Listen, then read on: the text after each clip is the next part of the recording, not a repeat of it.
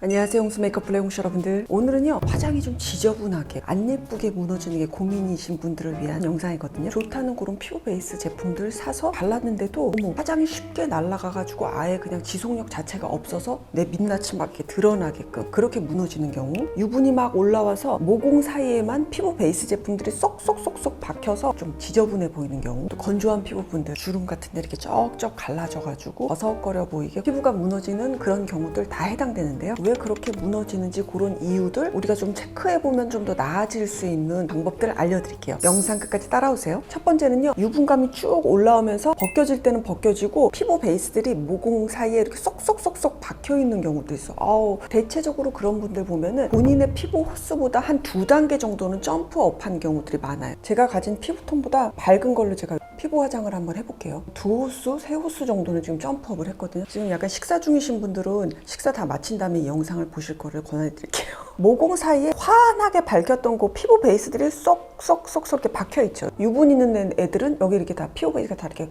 날아가서 벗겨져 있는 경우거든요. 이렇게 화장들이 이제 무너지는 거예요. 붉은기가 많던지 노란기가 많던지 색깔이 딱 있거든요. 근데 거기를 그냥 환하게만 밝혀놓으니까 시간이 지난 다음에 더 부각되는 거예요. 여러 가지 방법이 있겠지만 차라리 여기서 피부가 환하신 분들은 이런 붉은색의 보색인 녹색 같은 거 있죠. 그런 거 쓰시면 되고요. 근데 피부가 23호 이상으로 어두우신 분들은 원래 내 피부에 조금 가까운 어두운 색의 어떤 그런 컬러 코렉터 또는 컨실러 같은 거 쓰셔도 좋아요. 붉은기라든가 그런 모공 잡아줘야 될 때 있죠. 살짝 한번 이렇게 눌러주세요. 그리고 너무 두꺼워지지 않게끔 하는 게 되게 중요하거든요. 두꺼워지면 무조건 끼기 때문에 주름이 있으면 주름을 띄고 양 옆에 부분만 커버를 하신다고 생각하시고 하시면 돼요. 그러면 조금 끼임이 덜해요. 완벽히는 안 돼도. 이 정도로 하신 상태에서 피부에 맞는 너무 밝지 않은 피부 베이스를 이용해서 그 위에다가 살짝 얹으시는 거예요. 최대한 꼭꼭 얇게 고공 정도로 해서 마무리를 해주시면은 모공 사이에 끼임이 덜 부각돼 보이고 지저분해 보이지 않을 수가 있어요. 수정 화장하기에도 굉장히 편하고요. 자, 두 번째, 얇고 촉촉하게 해요. 문제는 뭐냐면 시간이 지나가고 나면은 지속력이 없이 금방 다 달아나고 말죠. 특히나 약간 만약에 홍조기가 조금 있으셔. 자, 지금요, 제가 여기 요만큼 한번 지웠거든요. 실제 제가 가지고 있는 홍조예요. 이런 경우는 요 파트만 일단 케어가 들어가야 돼요. 이런 비비크림 같은 거 쓰셔도 좋고요. 컬러 코렉터 같은 거, 아예 컨실러 같은 거 쓰셔도 좋아요. 가장 그냥 쉽고 편하게는 그냥 비비크림 같은 거, 요런 거를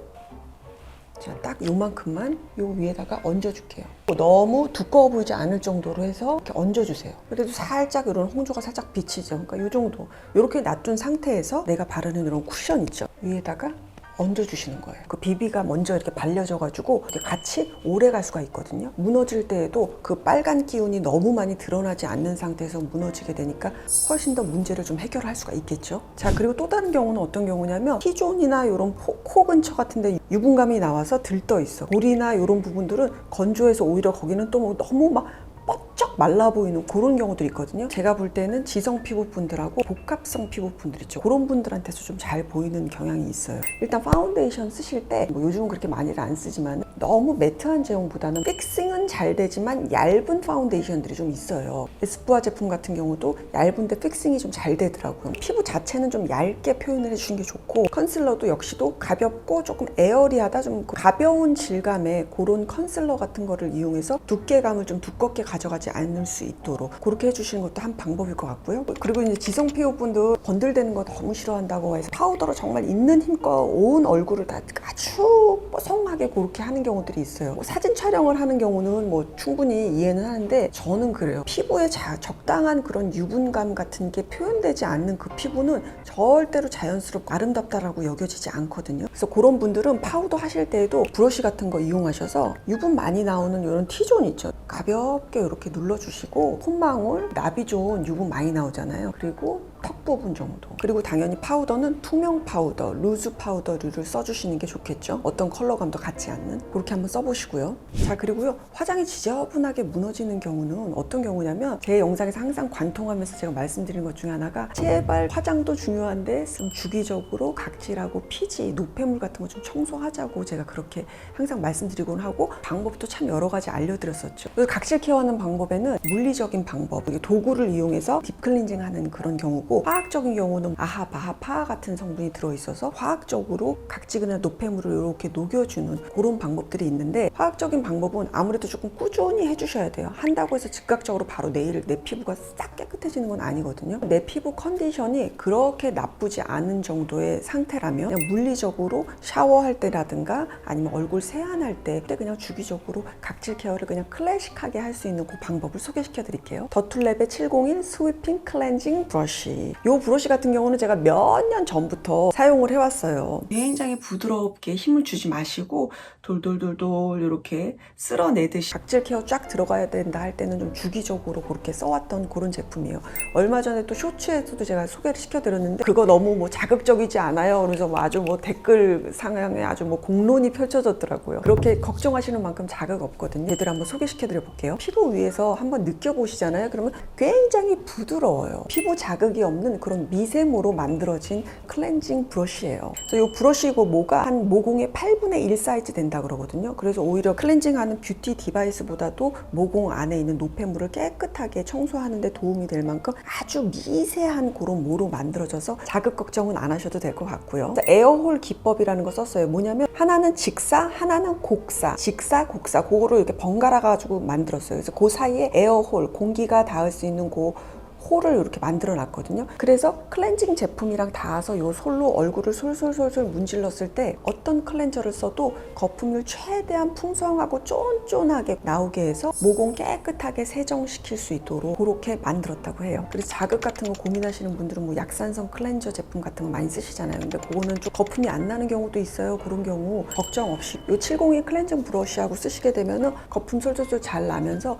모공안 깨끗이 청소해지고 피부 장벽은 지킬 수 있는 거죠. 일주일에 한 번 정도 쓰시는 클렌징 제품 있는 거 편안하게 해서 적당히 이렇게 해서 얹으세요. 그리고 나서 이 701 브러쉬를 가지고 얼굴 전체에 부드럽게 이렇게 동그란 모션을 하면서 얼굴 전체를 그냥 이렇게 무질무질 해주시면 돼요. 블랙헤드 같은 거 있으신 분들이죠. 그런 분들도 이 701 브러쉬 쓰시게 되면 그 블랙헤드 제거하는 거에도 상당히 많이 도움이 되실 거예요. 저는 이게 없을 때는 사실 그 수건 있죠. 그거를 많이 썼었거든요. 근데 아무래도 수건의 질이라든가 얼굴을 깨끗하게 고르게 청소하는 데는 조금 한계가 좀 있거든요. 이렇게 브러쉬 형태로 되어 있으니까 굉장히 꼼꼼하게 그런 피부 노폐물들을 제거를 할 수가 있어요. 써보시면은 제가 홍이모가 이래서 추천했구나 그거 아마 느끼실 수 있을 거예요. 그리고 이제 이 브러쉬 같은 경우는 항균모 테스트를 완료를 했어요. 우리나라 같은 경우는 욕실 같은 경우 좀 습하잖아요. 그 세균 같은 거 번식하고 있는 거 걱정되잖아요. 그래서 항균모 테스트 완료를 했고 다 쓰신 다음에는 물로 린스를 이렇게 충분히 해주시고 손으로 이렇게 짜가지고 딱 걸어서 말리시면 되거든요.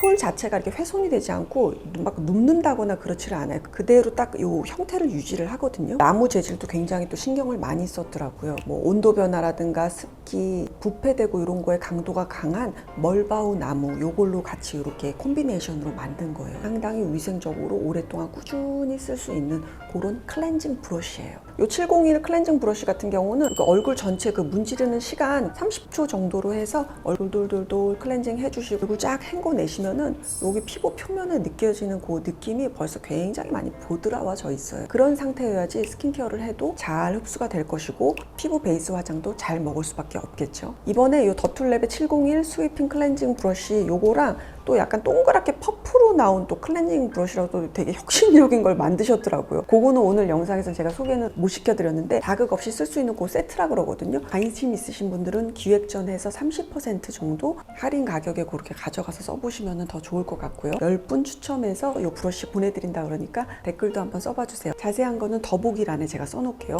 이모예고 클렌징 각질 케어 템이에요. 생긴 것도 참 너무 이쁘더라고요. 자, 이번에는요 근본적인 또 원인 중에 하나가 또 그거예요. 스킨케어 단계에서 우리가 하게 되는 그런 실수들이거든요. 예를 들어서 그런 경우예요. 저는 건조해서요 여러 개의 스킨케어를 레이어드해서 쌓고 싸서 스킨케어를 마무리를 해요. 그러신 분들 중에서 그 스킨케어 제품들의 각각의 그 제형감들을 살짝 고려하지 않는 경우들이 있거든요. 제대로 다 흡수도 안 된 상태에서 또 바쁘니까 피부 베이스를 또 그 위에다가 막 척척척척 막 빨리 해서 이렇게 딱 얹잖아요. 그러면 스킨케어도 들떠있고 피부 베이스도 들떠있어요. 있으니까 이게 너무 쉽게 피부 베이스가 무너지는 거예요. 그래서 이제 그런 분들은 레이어드 하시는 거는 이제 충분히 하시는데 스킨케어 하신 다음에요, 항상 화장하기 전에는요 아무것도 묻지 않은 이런 스펀지 같은 거 이용해서 살짝쿵 약간 닦아내듯이 피부결을 한번 정리를 해주세요. 그러고 나서 피부 베이스를 해주시면 들뜸이 훨씬 덜해요. 지속력도 오래가고, 그런 개념으로 생각하시면 이해가 되시죠? 그리고 마지막으로 건성 타입 분들은요, 수분 제형의 어떤 보습감, 그리고 오일리한 보습 제품들 비율을 한 뭐 5대5 정도, 지성 피부 분들은 수분감 있는 보습제를 한 뭐 60% 정도, 70% 가져가고, 그리고 오일리한 거를 30이나 40% 비율 정도로 스킨케어를 해준다든가, 나 나름대로의 스킨케어의 그 제형에 따른 그 비율을 좀 맞춰서 그렇게 써주시는 것도 피부 화장도 훨씬 예뻐 보이고 지속력도 있고, 무너질 때도 너무 지저분하지 않게 무너질 수 있는 그런 방법이거든요. 네, 홍시님들, 오늘 영상 여기까지고요. 곧 3월이 되고 이제 봄이 오네요. 그렇죠? 시간이 참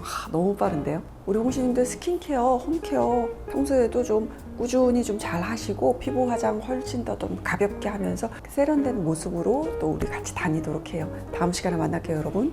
안녕.